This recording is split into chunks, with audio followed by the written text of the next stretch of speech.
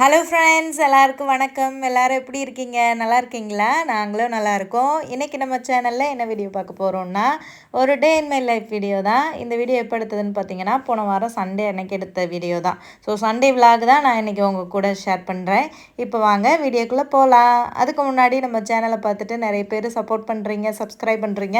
எனக்கு சப்போர்ட் பண்ணி சப்ஸ்கிரைப் பண்ணுற எல்லாருக்குமே ரொம்ப ரொம்ப நன்றிங்க. தொடர்ந்து உங்களோட ஆதரவை நம்ம சேனலுக்கு கொடுங்க. இப்போ வீடியோக்குள்ளே போகலாமா?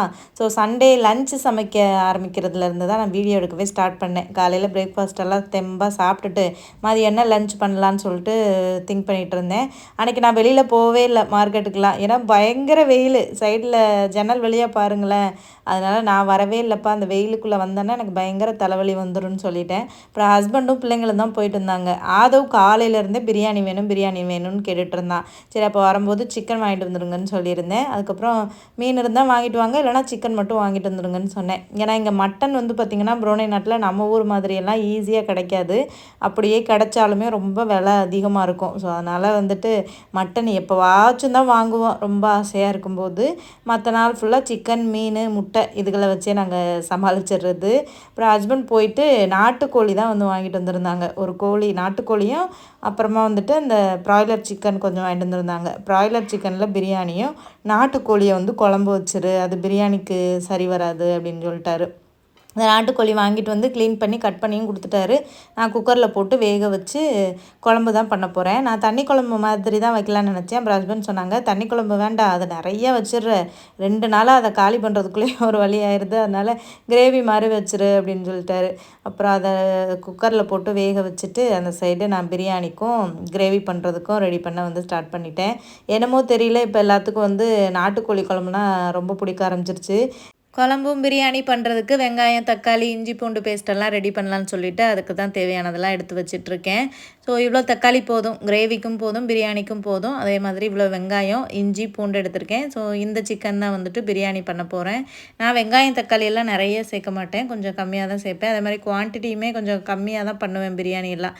ஏன்னா யாரும் ரொம்ப அதிகமாக எங்கள் வீட்டில் சோறு சாப்பிட மாட்டோம். இப்போ நானும் கொஞ்சம் வெயிட் லாஸ் பண்ணுறனால கம்மியாக தான் எடுத்துக்கிடுவேன். ஒரு வேளை தான் அந்த ரைஸுமே வந்து சாப்பிடுவேன். ஹஸ்பண்டும் அதே மாதிரி தான், ரொம்ப அதிகமாக சாப்பிட மாட்டாங்க. ஈவினிங் நாங்கள் இதை சமைச்சு முடிக்கிறதுக்கே பார்த்திங்கன்னா ஈவினிங் ஆயிரும். 4-5 மணிக்கிட்ட தான் சாப்பிடுவோம். அதுக்கப்புறம் நைட்டு சாப்பிட மாட்டோம். ஒரு டீ குடிச்சிட்டு அப்படியே கம்ப்ளீட் பண்ணிடுவோம். இந்த வாஷ் பேஷனை இப்போ யூஸ் பண்ணுறதே இல்லைங்க. ஏன்னா இது வந்து ஃபுல்லாக அடைச்சிட்ருக்கு சிங்க்கு. வெளியில் ஹஸ்பண்ட் அதை ஓப்பன் பண்ணி அந்த ட்ரைனேஜ் ஓப்பன் பண்ணி சரி பண்ணாங்க. பட் அந்த தண்ணி போகவே இல்லை. ஸோ இங்கே தான் லாக் ஆகிருக்கும் போல், அந்த தண்ணி ஓடுற பைப்பில். அந்த சிங்க்குக்கு கீழே பைப் இருக்கும் பார்த்திங்களா, அதில் குத்தி விட்றதுக்கு ஒன்றுமே இல்லை. ஸோ கடையில் தான் வாங்கிட்டு வரணும். அந்த வேகம் டியூப் மாதிரி வச்சுருப்பாங்கல்ல, அதை குத்தி விட்றதுக்கு. ஸோ அதை வாங்கிட்டு வந்து தான் சரி பண்ணணும். அதனால் அந்த வாஷ் பேஷனை தான் யூஸ் பண்ணிகிட்ருக்கேன். 2 வாஷ் பேஷன் இருக்கிறனால கொஞ்சம் எனக்கு வசதியாக போச்சுங்க. இதை வந்து அடைச்சிக்கிட்டாலும் அந்த சைடு யூஸ் பண்ணிக்கலான்னு. நான் இந்த வேஸ்ட்டெல்லாம் உள்ளெல்லாம் போட மாட்டேன், எடுத்துருவேன். ஆனால் எப்படி தான் அடைச்சிச்சா எனக்கு தெரியவே இல்லை. ஆனால் இந்த வாஷ் பேஷனே ரொம்ப நாள் யூஸ் பண்ணிவிட்டு அந்த பக்கெட்டும் யூஸ் பண்ணுறதுக்கு எனக்கு வாட்டமே இல்லை. ஒரு மாதிரி டிஃப்ரெண்ட்டாக இருக்குது. அதாவது ஸ்பேஸும் இல்லை வச்சு கட் பண்ணுறதுக்கு, யூஸ் பண்ணுறதுக்கு. ஏதோ கொஞ்சம் இடுக்கமான ஸ்பேஸாக தான் இருக்குது. அதில் தான் வந்து அப்படியே யூஸ் பண்ணிகிட்ருக்கேன். நான் எப்படி ஆளுன்னு பார்த்திங்கன்னா, எந்த இடத்துல விட்டாலும் நான் அதை சர்வே பண்ணிவிடுவேன். எவ்வளோ கஷ்டமான சூழ்நிலையில் என்னை விட்டாலுமே அதை அட்ஜஸ்ட் பண்ணிவிட்டு சர்வே பண்ணிவிட்டு போகக்கூடிய ஒரு ஆள் தான் நான். ஸோ அதனால் என்னை எங்கே கொண்டு போய் விட்டாலுமே அதை நான் சரி பண்ணி அது எனக்கு ஏற்ற மாதிரி ஒரு மாற்றிக்கிடுவேன். அது மாதிரி இந்த வாஷ் பேஷனையும் மேனேஜ் பண்ணி மாற்றிக்கிட்டேன். இதே இடத்துல பாத்திரம் விளக்கிக்கிட்டு, இதே இடத்துல இது பண்ணிக்கிட்டு. ஏன்னா அது சின்ன பிள்ளையிலேருந்தே கற்றுக்கிட்ட ஒரு விஷயந்தான். அப்புறம் நாட்டுக்கோழி குழம்பும் வைக்கணும், பிரியாணியும் பண்ணணுமா, அதனால் இஞ்சி பூண்டு பேஸ்ட் வந்து நிறையா தேவைப்படும். அதனால் அதை ஃபஸ்ட்டு அரைச்சி வச்சுக்கலான்னு சொல்லிட்டு நிறையாவே இஞ்சி பூண்டெல்லாம் போட்டு மிக்சியில் அரைச்சி எடுத்துக்கிட்டேன். நான் அப்பப்போ அரைச்சிக்கிடுவாங்க. அரைச்சி ஃப்ரிட்ஜில் ஸ்டோர் பண்ணி வைக்கிற பழக்கம் எனக்கு இல்லை. அது என்னமோ தெரியல, ஸ்டார்டிங்லேருந்தே எனக்கு இல்லை. அது ஃப்ரெஷ்ஷாகவே அரைச்சி பழகலனால. ஏன்னா நம்ம வீட்டில் குக்கிங், வீட்டு வேலை அப்படி தானே பார்த்துட்ருக்கோம். அதனால் வந்துட்டு எனக்கு கொஞ்சம் போதுமான டைம் இருக்கும். பட் டைம் இல்லாமல் ஒர்க்கிங் உமனாக இருக்கிறவங்களுக்குலாம் கண்டிப்பாக அது வந்து அரைச்சி வச்சுக்கிற மாதிரி தான் இருக்கும். அவங்களுக்கு இந்த மாதிரி அரைச்சி வச்சுக்கிறது ரொம்ப யூஸ்ஃபுல்லாக இருக்கும். பட் நான் வந்து அந்த மாதிரி யூஸ் பண்ணுறதில்ல. அப்புறம் தக்காளி, வெங்காயம்லாம் வந்து நறுக்க ஆரம்பிச்சிட்டேன். இந்த வெங்காயம் நறுக்கையில் தாங்க ஒரு பெரிய ஒரு இதாக இருக்கும். பயங்கரமாக கண் எரிச்சல் ஆகுங்க. சில வெங்காயங்கள் அந்த மாதிரி இருக்காது, ஆனால் சில வெங்காயங்கள் ரொம்ப கண்ணுக்கு அந்த ஆரம்பிச்சிடும். இந்த வெங்காயமும் அப்படி தான் இருந்துச்சு. ஆனால் உரிச்சிட்டு கொஞ்சம் நேரம் நம்ம தண்ணியில் போட்டு கட் பண்ணோன்னா அந்த மாதிரி கண் எரிச்சலாக இல்லை. அதனால் நான் தோலை நீக்கிட்டு கொஞ்சம் தண்ணியில் தான் வந்து போட்டிருந்தேன். சில பேர் கட் பண்ணிவிட்டும் தண்ணியில் போடுவாங்க. கட் பண்ணிவிட்டு, அதாவது 2ஆக கட் பண்ணிவிட்டு தண்ணியில் போட்டு அதுக்கப்புறம் குட்டி குட்டி பீஸாக கட் பண்ணுவாங்க. அந்த மாதிரி கட் பண்ணாலும் கொஞ்சம் கண் எரியாது. ஸோ அந்த டிப்ஸை தான் நான் வந்து ஃபாலோ பண்ணிகிட்ருக்கேன். ஸோ நிறையாவே வந்து தக்காளியவும் நறுக்கியாச்சு. அப்புறம் வெங்காயத்தையும் நறுக்க ஸ்டார்ட் பண்ணியாச்சு. பிள்ளைங்களுக்கு ஸ்கூல் லீவு அப்படின்றனால ரொம்ப ரிலாக்ஸாகவே போயிட்டுருக்கு. எந்த ஒரு அறிபறியுமே இல்லாமல், டென்ஷனே இல்லாமல் ரிலாக்ஸாக எந்திரிக்கிறது, ரிலாக்ஸாக குக் பண்ணுறது. முன்னாடியெல்லாம் பசங்களுக்கு மார்னிங் ஸ்கூல் இருக்கும். அப்போல்லாம் எனக்கு ரொம்ப தூக்கமே இருக்காதுங்க. ரொம்ப டயர்டாக இருக்கிற மாதிரியே ஃபீல் பண்ணுவேன். இப்போ ஆஃப்டர்நூன் ஸ்கூலு, இப்போ லீவு வேறையா, அதனால் இந்த டைம் வந்து நல்லா நான் தூங்கிடுறது. தூக்கத்தை மட்டும் நம்ம வந்துட்டு இது பண்ணவே கூடாதுங்க. நல்லா தூங்கினோம்னா டே ஃபுல்லாக நல்லா ஆக்டிவாக எனர்ஜியாக இருக்கலாம். தூக்கம் மட்டும் இல்லைன்னு வைங்களேன், நம்ம என்னமோ உடம்பே என்னத்தையும் இழந்த மாதிரியே இருக்கும். அந்த மாதிரி தான் எனக்கு இருக்கும். பகல்லையுமே என்னால் தூங்கவே முடியாது. பிள்ளைங்களை வச்சுக்கிட்டு பகலில் வந்துட்டு நம்ம தூங்கவே முடியாது. பிள்ளைங்க தூங்கினா தூங்கலாம், பட் என் பிள்ளைங்க பகலில் தூங்குறதே இப்போல்லாம் கிடையாது. சின்ன பிள்ளையாக இருக்கும்போது தூங்கினாங்க. இப்போல்லாம் வந்து சுத்தம் தூங்க வைக்கிறதுக்குள்ளே நமக்கு உயிரே போயிடும் பகல்லலாம். அவங்க தூங்கியே ரொம்ப நாளாக ஆகிடுச்சு. அதனால் பகலில் வந்துட்டு பிள்ளைங்களை விட்டுட்டு நம்மளும் தூங்க முடியாது. ஏதாவது ஒன்று பண்ணிகிட்டு இருப்பானுங்க. அதனால் அவங்க என்ன பண்ணுறாங்கன்னு பார்த்துக்கிட்டே இருக்கிறது நமக்கு வேலையாக இருக்கும். அதனால் நம்ம உடம்புக்கு கொஞ்சம் ரெஸ்ட்டு கொடுக்கணும். இந்த மாதிரி ஃப்ரீ டைமில் வந்துட்டு நல்லா தூங்குங்க லேடிஸ் எல்லாருமே. அதனால் இந்த லீவை வந்து நான் நல்லா யூஸ் பண்ணிக்கிறது எதுக்குன்னு பார்த்தீங்கன்னா தூங்குறதுக்கு தான். நைட்டு 9 மணிக்கெலாம் போய் பெட்டில் தூங்கிட்டு காலையில் நான் ஒரு 6 மணிக்கு எந்திரிப்பேன். ஒரு 8 மணி நேரம் நல்லா தூங்கணும். எனக்கு வந்து தூக்கம் ரொம்ப முக்கியங்க. இல்லைனா என் உடம்பு என்னமோ மாதிரி இருக்கும். ஸோ அதனால் அதை தான் பண்ணிகிட்ருக்கேன். அப்புறம் இந்த வெயிட் லாஸும் பண்ணிகிட்ருக்கேன் பார்த்தீங்களா. நான் ஃபாலோ பண்ணிகிட்ருக்கேங்க. டயட்டு தாங்க ஃபாலோ பண்ணிகிட்ருக்கேன். எக்ஸசைஸ் பண்ணுறதுக்கு டைம் இருக்கோ இல்லையோ, ஆனால் டயட்டில் கரெக்டாக இருக்கேன். கம்மியாக சாப்பிட்றது, சுகர் இன்னி வரைக்கும் நான் எடுக்கலைங்க. சுகரே நான் சாப்பிடல. ஃபஸ்ட்டு ஸ்டார்டிங்கில் வந்து சுகர் சாப்பிடாமல் இருக்கும்போது வலியெல்லாம் வந்துச்சு. ஆனால் ரொம்ப தலைவலிக்கும் போது நான் வந்து ஒரு டீ கம்மியாக டீ வந்து குடிப்பேங்க. ஆனால் வந்து அதை ரெகுலராக எடுத்துக்கல. எப்போவாச்சும் நம்ம எடுத்துக்கலாம், ரெகுலராக எடுக்கக்கூடாது. மெயினாக எனக்கு உடம்பு குறைஞ்சதே பார்த்திங்கன்னா டீ குடிக்காமல் இருந்தது, ரைஸு கம்மியாக சாப்பிட்டது தான். ஆயில் ஃபுட் எடுக்காமல் இருக்கிறது, அந்த மாதிரி தான் நான் ஃபாலோ பண்ணி நல்லா இப்போ ஓரளவுக்கு குறைச்சிட்டேங்க. எனக்கே என் உடம்பை பற்றி தெரியுது. கொஞ்சம் ஈஸியாக இருக்கிற மாதிரி இருக்குது. நான் முன்னாடியெல்லாம் உடம்பு வந்து ரொம்ப வெயிட் போட்டு ரொம்ப ஹெவியாக இருக்கிற மாதிரி ஒரு ஃபீல் இருந்தது. பட் இப்போ கொஞ்சம் என் உடம்பு எனக்கே தெரியுது லைட்டாக இருக்குது. ஸோ 65க்கு கீழே எப்படியும் இந்த மாதம் கொண்டு வந்துடுவேன்னு நம்பிக்கை இருக்குது. வெயிட்டை காமிங்கன்னு சொல்கிறீங்க. எனக்கு இப்போ வீடியோவில் வெயிட்டு காமிக்கிறதுல விருப்பம் இல்லைங்க. நான் குறைச்சிட்டு கண்டிப்பாக வந்து காமிக்கிறேன். ஏன்னா நம்ம குறைக்கிறதுக்கு முன்னாடியே வந்து எதுக்கு காமிக்க அப்படின்ற மாதிரி எனக்கு வந்து தோணுது. கண்டிப்பாக நான் 65 கீழே கொண்டு வந்துட்டு ஷார்ட்ஸ்லேயே வீடியோ போடுறேன், லாங் வீடியோலேயும் வந்து போடுறேன். ஒரு சிஸ்டர் கேட்டிருந்தாங்க, நீங்கள் எப்போ வெயிட் செக் பண்ணுவீங்கன்னு சொல்லிட்டு. காலையில் எந்திரிச்சிட்டு நம்ம வருவோம் பார்த்தீங்களா, அப்போ வந்துட்டு பாத்ரூம் எல்லாம் போயிட்டு அப்போ வந்து வெயிட் செக் பண்ணணும். அதுதான் எம்டி ஸ்டொமக். அப்போ செக் பண்ணும்போது தான் நம்மளோட ஒரிஜினல் வெயிட் வந்து தெரியும். காலையில் செக் பண்ணணும். சாப்பிட்றதுக்கெலாம் முன்னாடி காலையில் எந்திரிச்சோடனே நம்ம பாத்ரூம் போயிட்டு செக் பண்ணுறது தான் ஒரிஜினல் வெயிட்டு. சாப்பிட்டதுக்கப்புறம்லாம் செக் பண்ணக்கூடாது. சாப்பிட்டதுக்கப்புறம்லாம் செக் பண்ணோன்னா நம்ம சாப்பிட்டதோட வெயிட் எல்லாமே அதிகமாக தான் காமிக்கும். காலையில் தான் செக் பண்ணணும். ஸோ நல்லா போயிட்டுருக்கு எனக்கு வெயிட் லாஸு. இந்த டைம் நல்லா கண்ட்ரோல்டாக சூப்பராக நான் வந்து பண்ணிகிட்ருக்கேன். நீங்களும் வந்து முயற்சி பண்ணுங்கள் வெயிட்டை குறைக்கணும்னு நினைக்கிறவங்க. கண்டிப்பாக எல்லாராலையுமே வந்து முடியும். ஸோ சிக்கன் கிரேவி பண்ணுறதுக்கு எப்பவும் போல தாங்க பட்டை, கிராம்பு இதெல்லாமே போட்டு தாளிச்சிட்டு வெங்காயம், தக்காளி, இஞ்சி பூண்டு பேஸ்ட்டு, மசாலாலாம் போட்டு வதக்கிட்டு அப்புறம் வேக வச்ச சிக்கனையும் கொட்டிட்டு நல்லா வந்து கொதிக்க விட வேண்டியதான். அப்புறம் ஃபைனலாக தேங்காய், சீரகம், சோம்பு, மிளகாய் போட்டு அரைச்சிட வேண்டியதான்.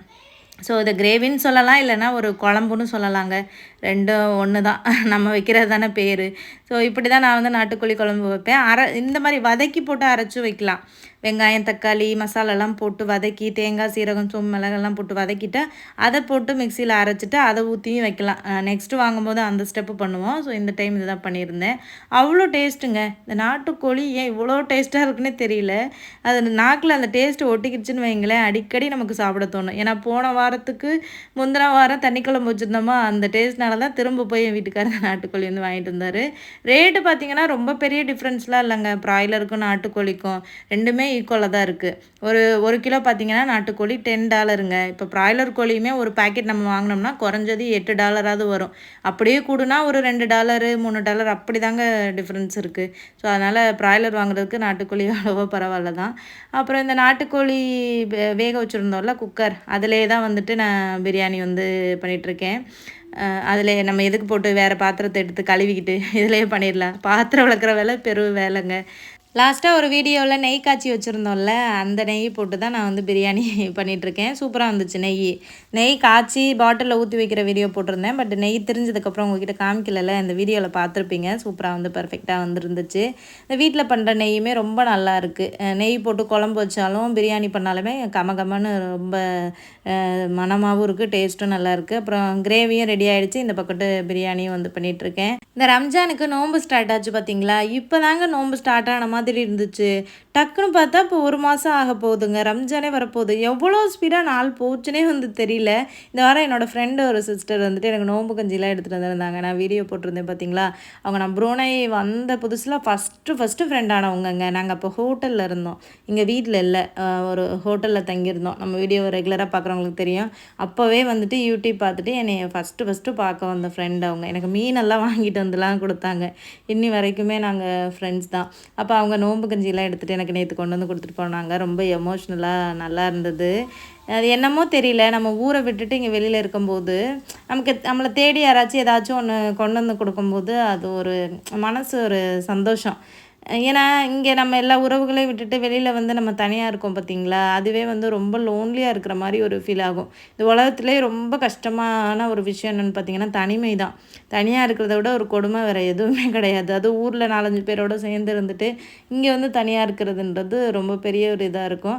அந்த நேரத்தில் நமக்கு ஒரு ஆறுதல் மாதிரி ஃப்ரெண்டோ யாரோ அப்படி வந்து நம்மளை பார்த்துட்டு பேசிட்டு போகிறதுன்றது அது ரொம்ப ஒரு சந்தோஷமாக இருந்துச்சு. நேற்று எனக்கு அப்படி தான் இருந்தது. ஆனால் சிஸ்டர் வந்துட்டு அவங்க வீட்டுக்கு கூப்பிட்ருந்தாங்க என்னைய, வாங்க நம்ம சேர்ந்து நோன்பு திறக்கலாம் இஃப்தாருக்கு அப்படி சொல்லிட்டு. என் ஹஸ்பண்டுக்கும் ஒரே வேலை, அவங்களுக்கு அப்படி இப்படின்னு நிறைய வேலை இருக்குது. ஸோ அதனால் போக முடியல எங்களால். அப்புறம் நான் சொன்ன உடனே சிஸ்டராக நான் சரி நீங்கள் தான் வரல நானாச்சும் வரேன் அப்படின்னு சொல்லிட்டு வந்தாங்க. அது ரொம்ப நல்லா இருந்தது. ஸோ பிரியாணிக்கு எப்பவும் போல தாங்க இஞ்சி பூண்டு தக்காளி எல்லாமே போட்டு வதக்கிட்டு சிக்கனையும் போட்டுட்டு நான் எப்போவுமே வீட்டிலே இந்த பிரியாணி மசாலா அரைப்பேன். இந்த டைம் வந்துட்டு இந்த நியூட்ரிஃபிக்ஸில் இருந்துட்டு பிரியாணி மசாலா சென்ட் பண்ணியிருந்தாங்க. கருப்பு கவுனி கஞ்சி, அப்புறம் உளுந்தங்கஞ்சி, இந்த மாதிரி நிறைய பொருட்கள் எனக்கு சென்ட் பண்ணியிருந்தாங்க. அதில் அந்த பிரியாணி மசாலாவும் இருந்தது. அதை போட்டு தாங்க பண்ணியிருந்தேன். நல்லா இருந்துச்சு பிரியாணி கலருமே நல்லா இருந்தது, டேஸ்ட்டுமே ரொம்ப நல்லா இருந்தது. நான் பொதுவாக பிரியாணிக்கு சரி எதுக்குமே மசாலா அதிகமாக யூஸ் பண்ண மாட்டேன். இதில் நான் 1 டேபிள் ஸ்பூன் தான் போட்டேன். அதுவே வந்து நல்ல கலரும் கொடுத்துச்சு, ஃப்ளேவரும் நல்லா இருந்துச்சு. அந்த பட்டை கிராம்பு இதெல்லாமே போட்டு அரைச்சிருப்பாங்க போல். ஹோம்மேடாக நல்லா இருந்துச்சு. உங்களுக்கும் வேணும்னா www.thenutrifix.com அப்படின்ற வெப்சைட்டில் நீங்கள் ஆர்டர் பண்ணிக்கலாம். அவங்களோட வெப்சைட்டுமே இருக்குது. நான் அவங்களோட வாட்ஸ்அப் நம்பரும் ஸ்க்ரீனில் வந்து கொடுக்குறேன், வேணும்னா ஆர்டர் பண்ணி வந்து வாங்குங்க. ட்ரை பண்ணி பாருங்கள் எப்படி இருக்குன்னு சொல்லிட்டு. நானே ஃபஸ்ட் டைமாக தான் ட்ரை பண்ணேன். ஸோ நல்லா தாங்க வந்துருந்துச்சு. ஸோ இந்த சைடு வந்துட்டு பிரியாணி அடுப்பில் போட்டுட்டு ஒரு சைடு வந்து முட்டையை வந்து வேக வச்சுட்ருந்தேன். அப்புறம் பிரியாணிக்கு தயிர் பச்சடி இல்லைன்னா எப்படி, அதையும் செஞ்சிடலான்னு சொல்லிட்டு செஞ்சாச்சு. இப்போலாம் ரெகுலராகவே தயிர் எடுத்துக்கிறது. ஏன்னா வெயில் போட்டு பழக்குது பார்த்திங்களா, அந்த வெயிலுக்கு இதமாக வந்துட்டு தயிர் எடுத்துக்கிறது. ஸோ வெங்காயம், கொஞ்சம் வெள்ளரிக்காய், கொஞ்சம் கேரட்லாம் போட்டு வெஜிடபிள்ஸ் போட்டு மிக்சடாக எடுத்துக்கலான்னு சொல்லிட்டு எடுத்துக்கிட்டாச்சு. இப்போல்லாம் அதிகமாக சாப்பிட்றதே இந்த வெள்ளரிக்காய் கேரட்டு தாங்க, வேறு ஒன்றுமே இல்லை. எனக்கு இந்த வெயிட் லாஸில் கிடச்ச ஒரு பெரிய வரப்பிரசாதம்னு பார்த்திங்கன்னா இந்த கேரட்டு வெள்ளரிக்காய் தான். ஃபேஸுமே கொஞ்சம் நல்லா பிரைட்டான மாதிரி ஒரு ஃபீல் இருக்குது. ஏன்னா சுகரை கம்ப்ளீட்டாக அவாய்ட் பண்ணியாச்சு, ஆயிலையும் அவாய்ட் பண்ணியாச்சு, ரைஸையும் அவாய்ட் பண்ணியாச்சு.